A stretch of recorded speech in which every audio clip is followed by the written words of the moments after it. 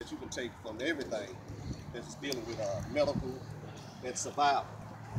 But we're gonna go into, if you're gonna treat somebody and you have the time, make sure you're gonna be wearing one of these, because if you're treating a gunshot wound, that means blood is coming out. You don't want to get contaminated. The first thing is protect yourself. You know, sometimes you can't, somebody might have been shot in, but they bleeding out the mouth. You can't run and start giving him mouth to mouth.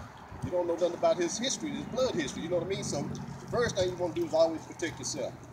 You put this mask on just in case you contaminate it. You don't want to contaminate them, or in case they contaminate you don't want to get it. So you get your NCO mask and you put it on.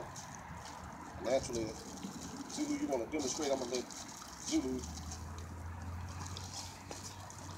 demonstrate here.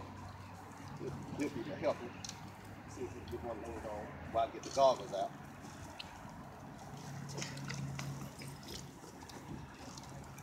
Also, we'll go over different bandages too. If we're treating a gunshot wound, stuff like this, it might cost you about $10. This is combat gauze. This stuff here will help the blood to coagularize, to clot, to stop the bleeding, because the bullet is, they say, is not what kills you, it's the bleeding that's kills you. You know, you might get shot somewhere that ain't even a life-threatening injury, but if you keep bleeding, you dead. So you have to know how to stop bleeding.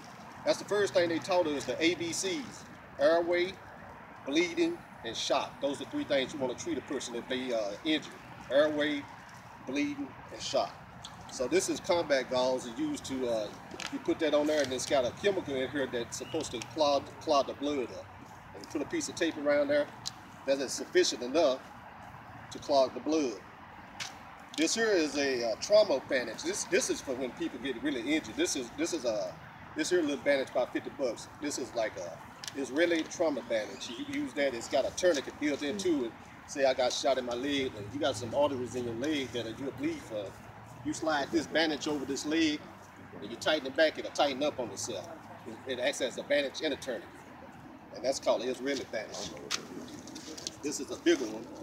This is a big one, the same thing.